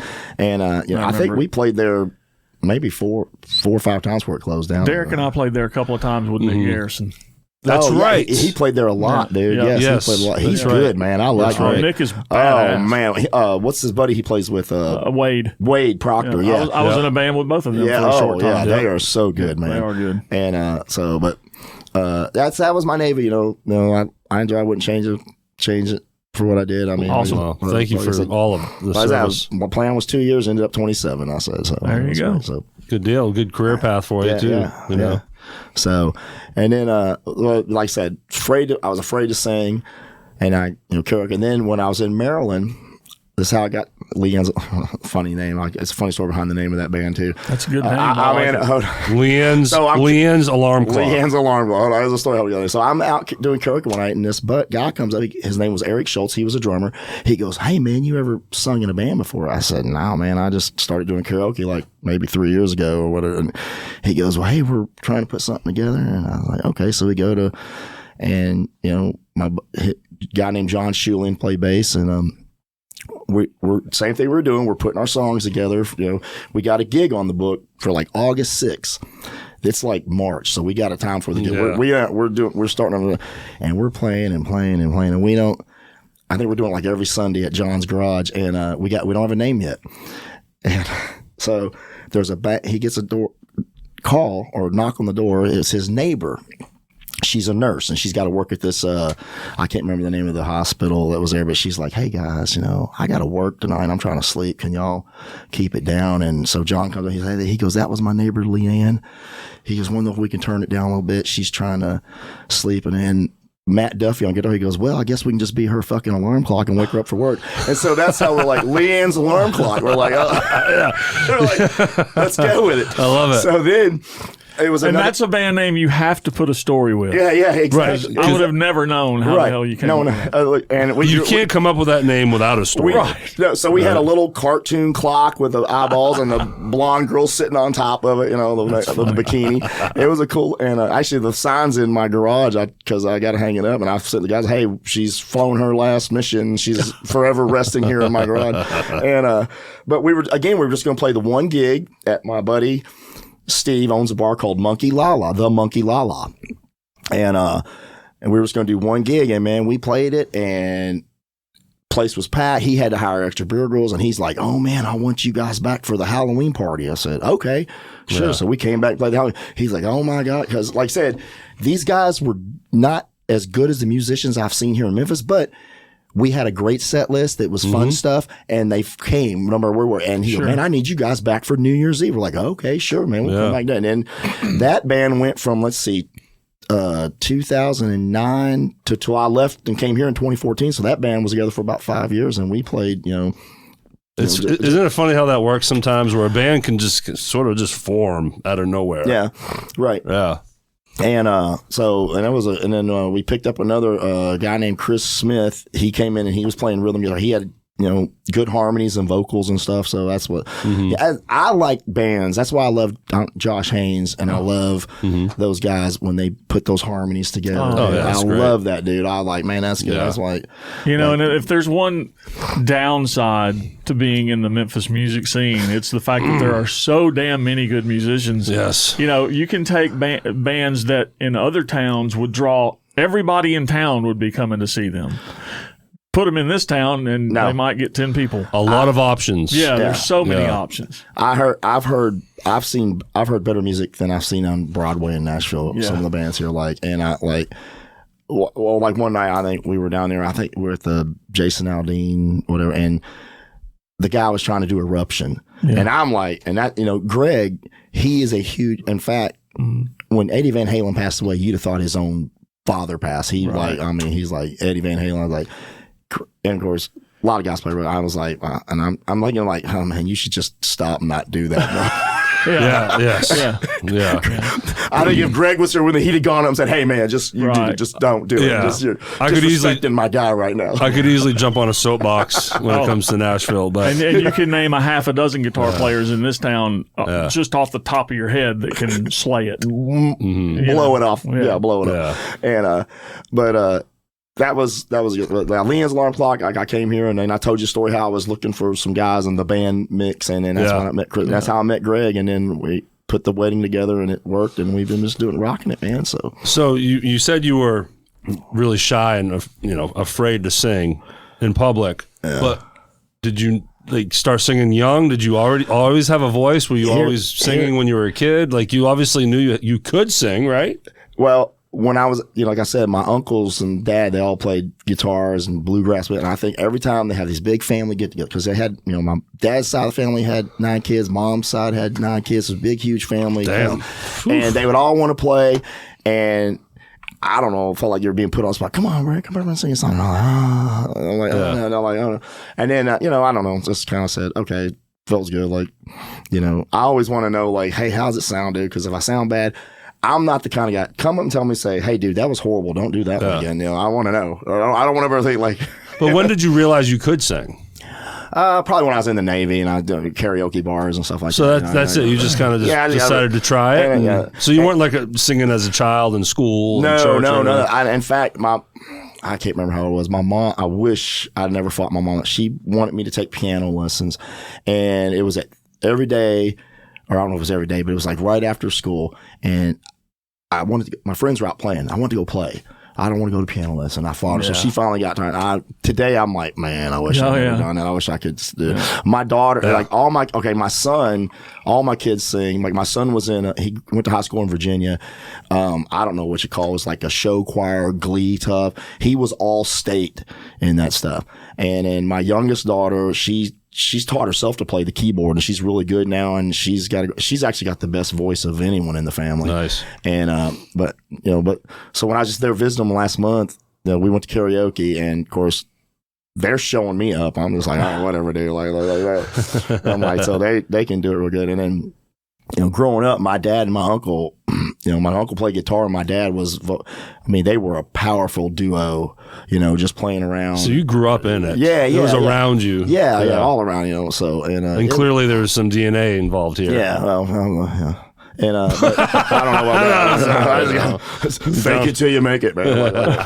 Like last Friday night, like we were doing a song, "The Harder to Breathe" by Maroon 5. And man, I totally blanked on the bridge. I just forgot, and they're still playing, and they're both looking at me, and I got off, and Vince was on, and Vince, he goes, he's like, 1, 2, I brought it back in. I was like, okay, I got lost where we were. I was like, man, that happens. You make a mistake. But the thing is, the crowd don't know that. They don't know you. They don't know you messed up. They just say, oh, I like the way they did that. That's the way they cover the song. I don't know. They knew the night that I messed up. Yeah. They all turn around and look at you. What was that, Holy Jeff? crap, man. No, What night was this? Derrick was there. You were there when you saw us. Well, there's so many nights. Yeah, there's so many. Which one was it? Iris, yeah. Yeah, we got off of that on that song. And then once you lose Iris, you can't bring it back. And the rule of thumb is you try to not make it so everyone sees you sweat. Because like you said, Brent, often they don't know. Yeah, they don't know. But myself included, my facial expression and body language will amplify that and let everyone know something's wrong. Well, these guys, it was I just felt for you guys because everyone's looking at each other and who's off, who's going on, what's going on. It happens. But it cycled back through where everyone was like on the same page. There we go. We're Boom. back. Or you got somebody like Preston out there, they just messed up. They just messed it up. Did you hear that? Y'all see it? Y'all heard it right. And it's the worst feeling, regardless of how it happens and who started it or whatever. But when the drums and bass and guitars go opposite of each other, So the bass is on the downbeat, hitting on the snare, upbeat, whatever. You know what I'm saying? It inverts. Yeah. Trying to get out of that is the worst. It's a nightmare. And if you're playing with tracks, forget about it. You gotta turn it off and you're done. I was talking to Rick Hale last night, and I was like, I had an idea. I says, Rick, I think I got it. I was just joking around. I said, I got an idea for a band I'm gonna do. I'm gonna call it the Mannequin Band. I'm gonna get a bunch of mannequins and just tape instruments to them, and then I'm just gonna sit there and sing karaoke tracks by myself, and I'll have some pulleys to make the drummer's arms move. Like that's a funny stick. Then I'll be able to play anything, and I'll just charge $400, and I'll take the whole $400 myself, and we'll be good, man. That's a great idea.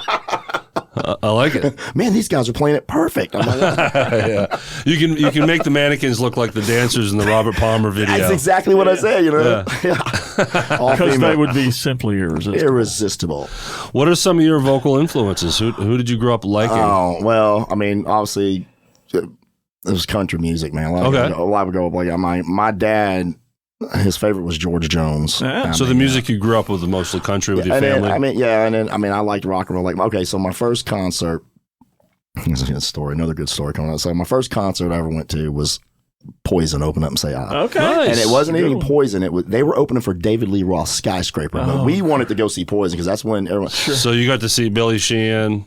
Yeah. Steve Vai, right? Skyscraper had them on it, if I'm not mistaken. I don't remember. Oh, okay. We were going to see Poison. Yeah, and then there was this other band. Yeah, David Lee Roth was singing California Girl. Like, all right, you're doing a cover. And then, but anyway, on the way there, I said it was a dry county, so you had to, we're on the concerts in Lexington.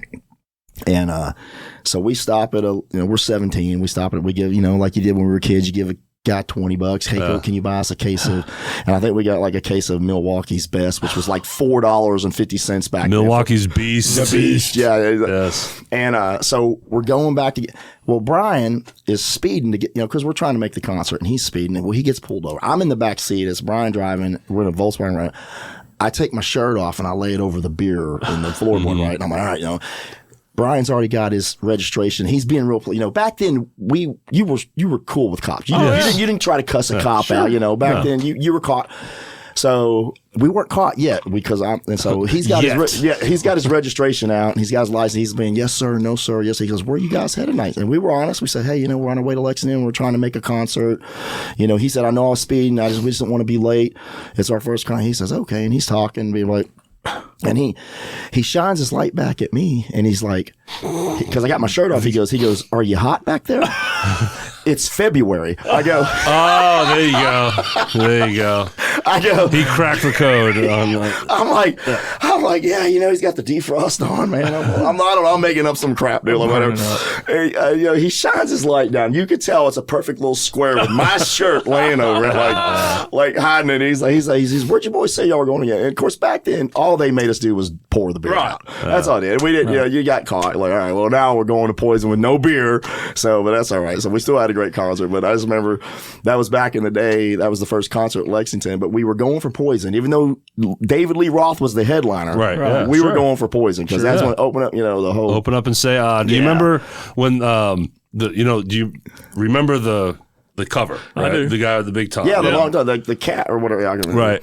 And I wish I got a T-shirt of it somewhere. I wish I still had it, but I actually bought the cassette before. They blanked it out. Yeah. I actually had that cassette. I bought it at Kmart a million years ago. I didn't know they blanked it out. What do you mean? Yeah, so they cut it so it was just the eyes. Oh. Because they found rid of the tongue. Because it was offensive. Yeah, I didn't know. Boy, if they thought that was offensive. I didn't think we got offended back then. Welcome to 2025. I know, right? I know. Oh, yeah, wow. I know. Yeah. But so Poison, my favorite band, I think, because I guess because I just like more of their songs, is Def Leppard. Yeah, I mean, man, like if I'm driving, like okay, but when I hear a Def Leppard tune, I don't care.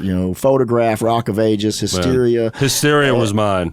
When I just got my Walkman, I had Columbia House. I was buying all these cassettes. And Hysteria, I wore the lettering off the cassette. Yeah. I listened to it incessantly. I'm obsessed over that. I love an album by them that nobody really ever talks about, and that was Animalize. Oh, yeah. Was that later? That was later. I think it was after Steve Clark died. Yeah. Okay. And it was right after he died from alcoholism or whatever. And there was a song on there called White Lightning that was about him. Yeah. Okay. Such a great tune and a great album. That, man.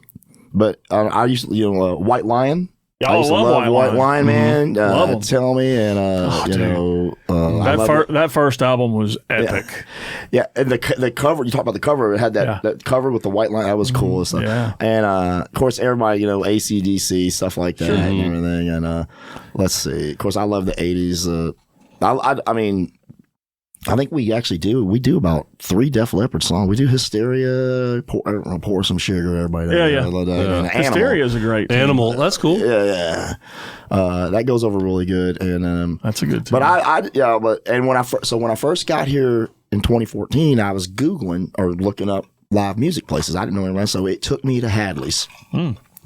And first night was Grand Theft Audio was playing with Josh Haynes, Alan Bone, all those guys, and I was like, man.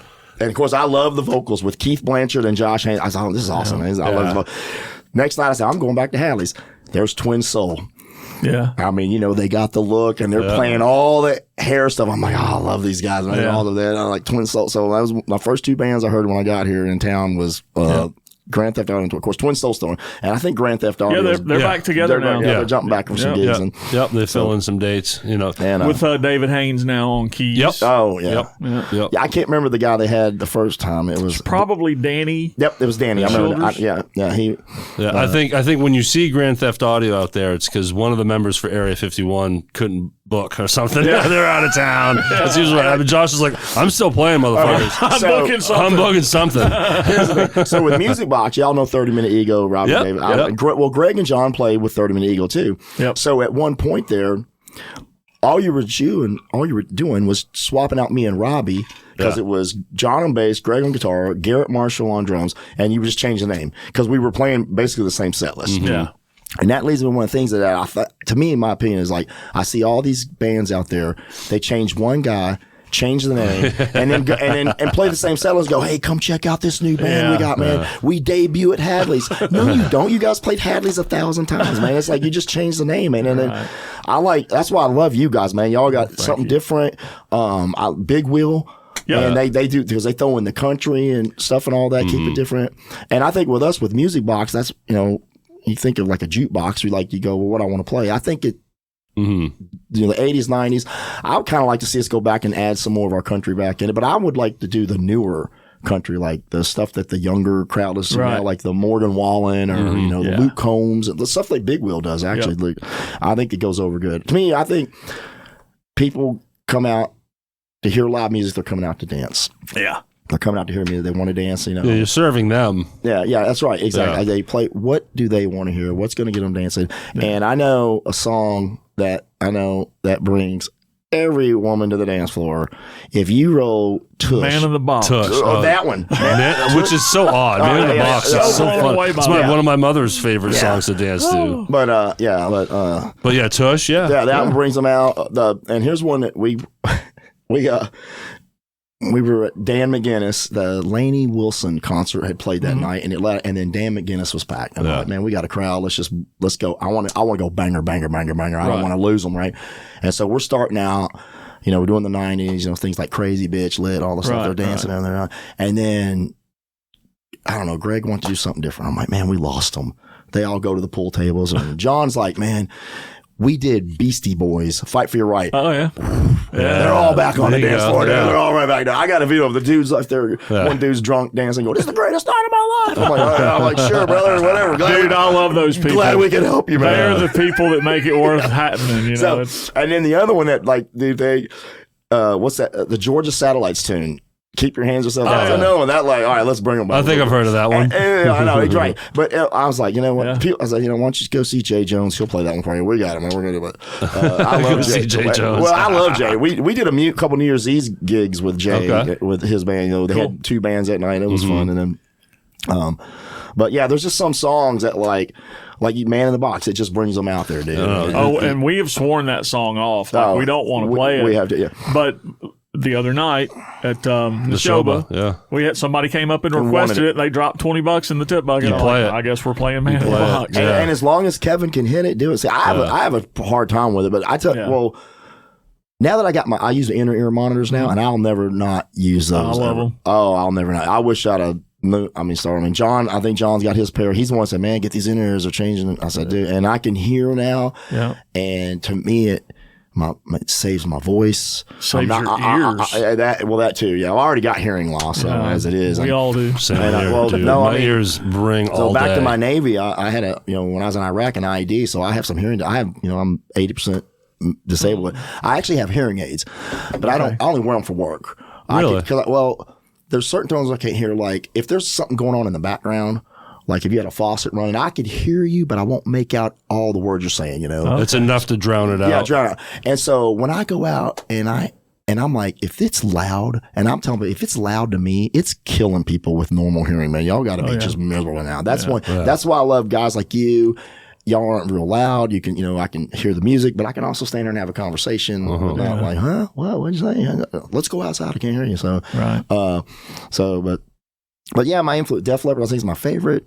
Kiss. I mean, there you go. I think they're doing another final tour coming up. I think they really mean it this time. You can pay Gene $2,000 to that was load his gear for him. And then I like the Foo Fighters. Man, I seen them live. And then did you just hear that they dropped Josh Freese? Yeah, I heard it. Really? Yeah, they fired him. They fired the drummer. Don't want to squirrel off here, but that was a shocking announcement. Wow. The rumor is Taylor Hawkins' son is going to be coming in. I saw them when they were here and the Killers opened for them, man. That was a great show. And I'm glad I got to see Tom Petty when he was here with Joe Walsh before he passed away. Dude. I did not see That's him. one I would have loved to have seen. Yeah. I went there and Joe Walsh is good, but Joe Walsh, I couldn't understand him talking. Like he's like, "Hey man, first laying on," and then he's like, "My Maserati." He's like great as hell. Watch our episode with Chris Hinkle.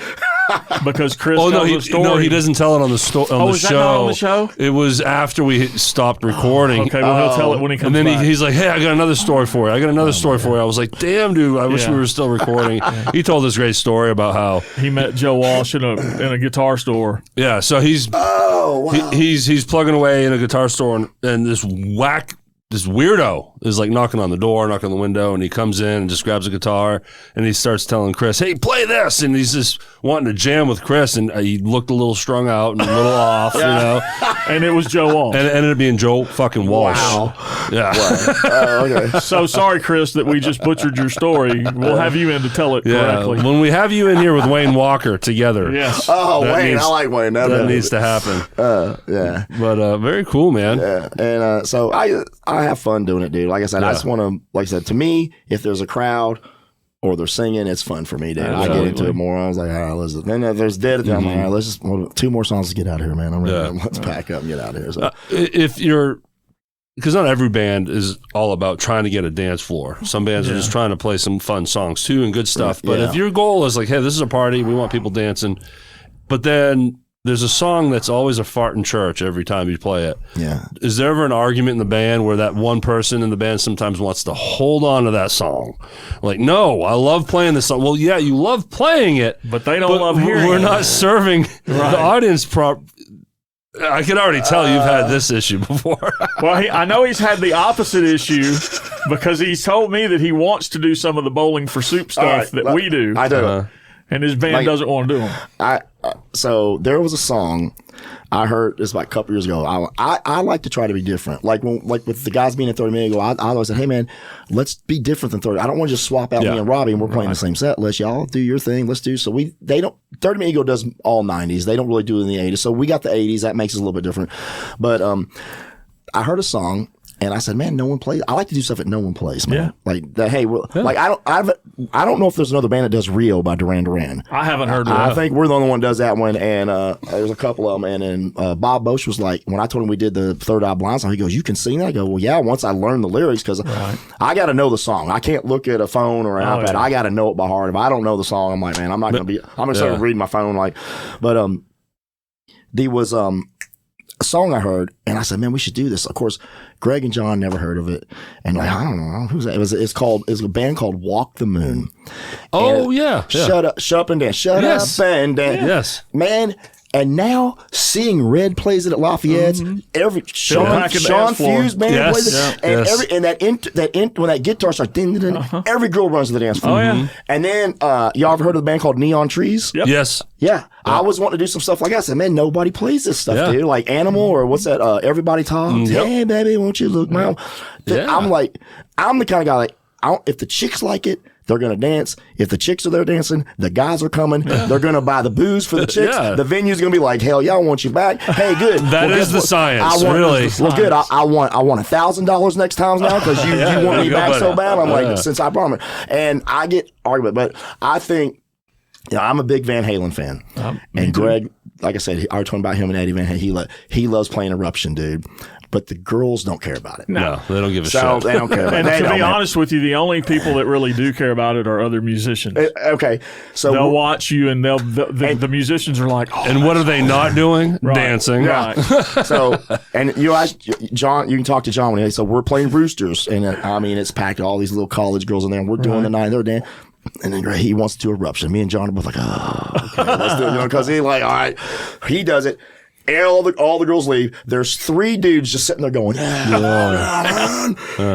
like, all right. And then we get into what is it? The song that they follow up with Eruption. You really got me. Yeah, we do that. And it's like, all right, but he loves it. All right, Greg, do it. So now I'm like, look, we're gonna wait till the end of the night.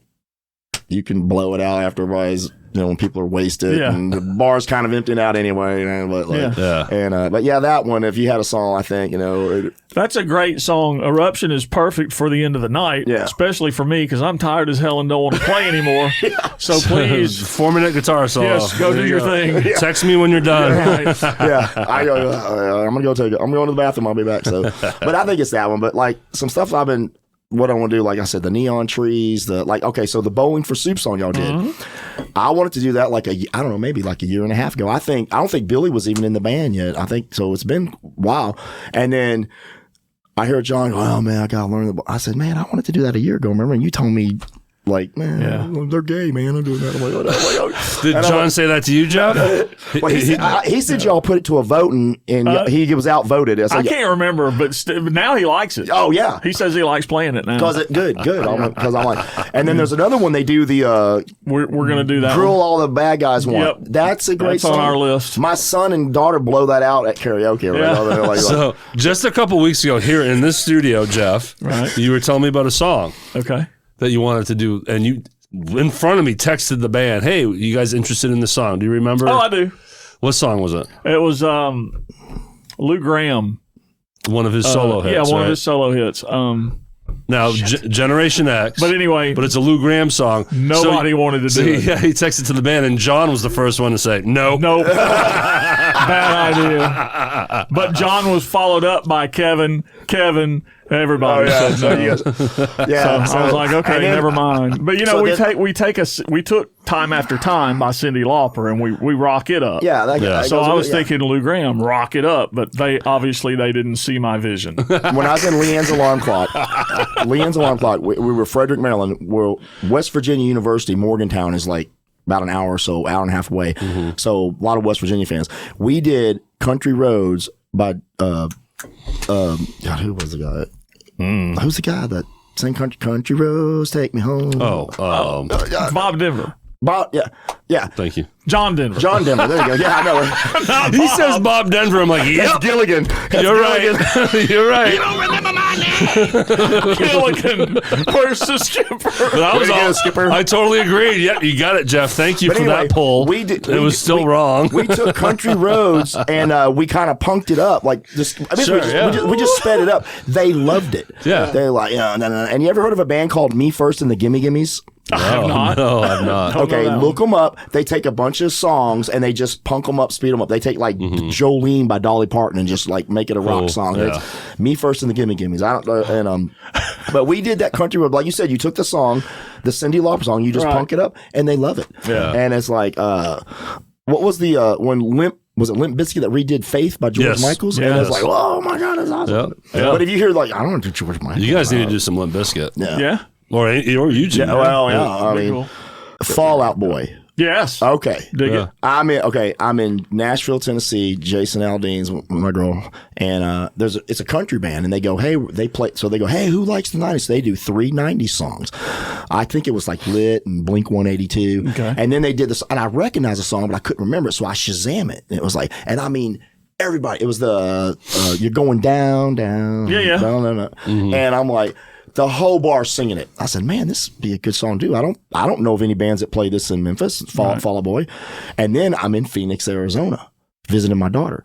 Bar, same song. Whole bar's rocking out to it. I videoed. I sent it to all the guys. Then I'm in Panama City at Thunder Beach. Again, song rocking out. I said, guys, we should do the song.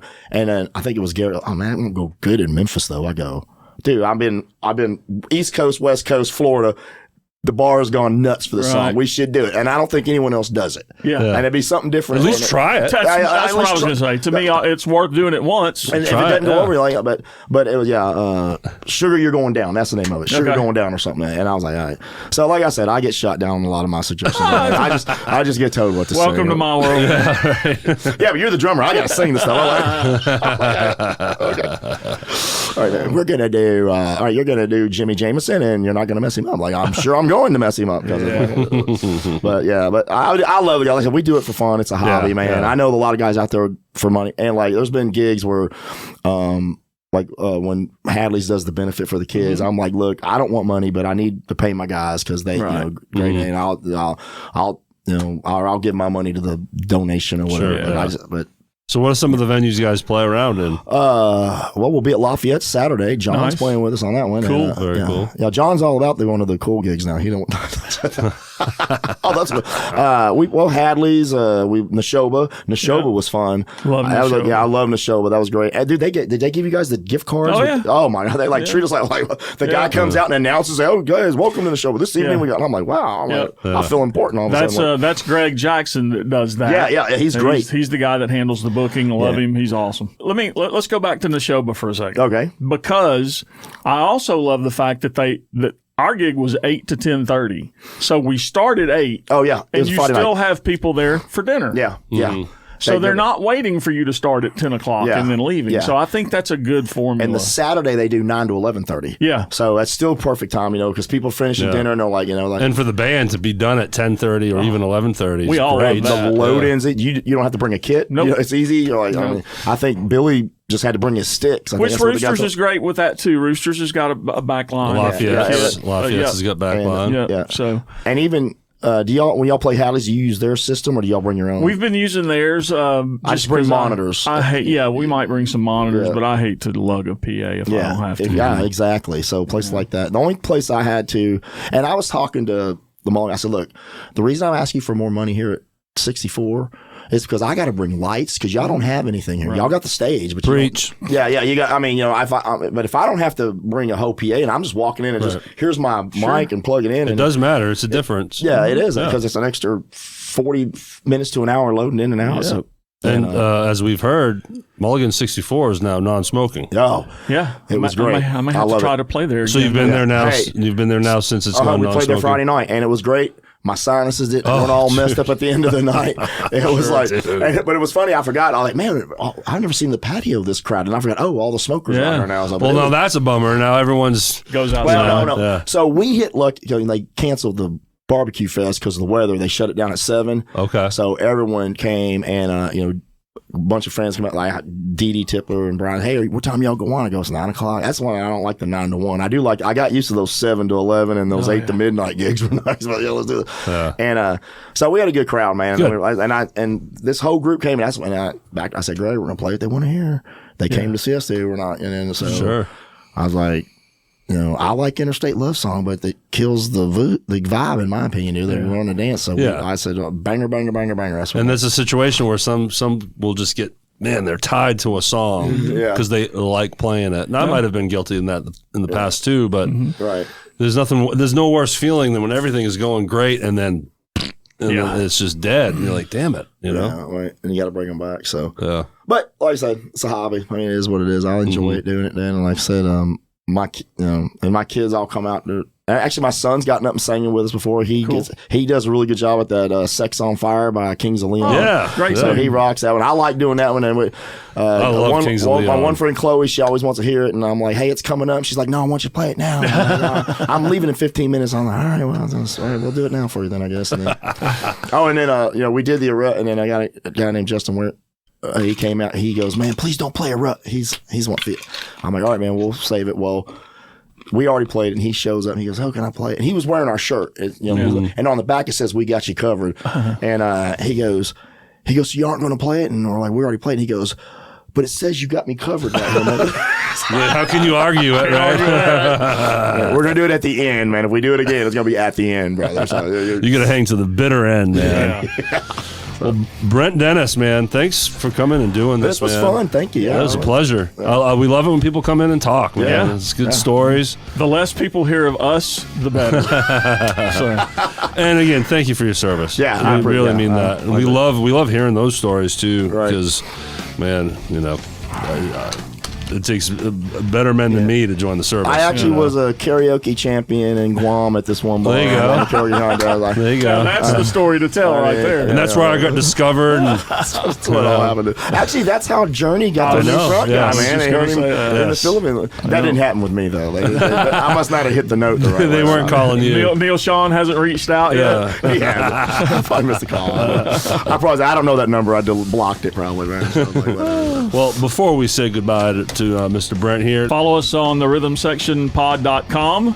There you will see our entire, I did it right that time, entire catalog of episodes and links to our YouTube, Apple, Spotify, Facebook, and Instagram channels. and for those that would love to join our sponsors in helping us fuel this mission here, you can reach out to us at the Rhythm Section Pod 2022 at gmail.com, or just Facebook me and Jeff. We're easy to find. Yep, and you can donate to our tip bucket by clicking the Venmo and Cash App links in the description, or simply search the Rhythm Section Pod on either app. The band is BoXx. The dude is Brent Dennis. Yeah, man. Thanks for doing this. Thanks, guys. Appreciate it. Go check them out. Find them on Facebook. And I'm sure you guys post, frequently on when you're playing. Yeah, we got like I said, Lafayette Saturday. Then we got a wedding. We're doing a wedding in July, so it's gonna be fun. Are we all invited to the wedding? I mean, yeah, sure. If you're gonna help load equipment, absolutely. I'll go up there and request neon trees. Yeah, there you go. I think John might walk off the stage, man. Like, All right. Well, thanks again, Brad. all right, guys. Thank y'all so much. Take care, everybody. Get out and see a band. Yeah. See ya.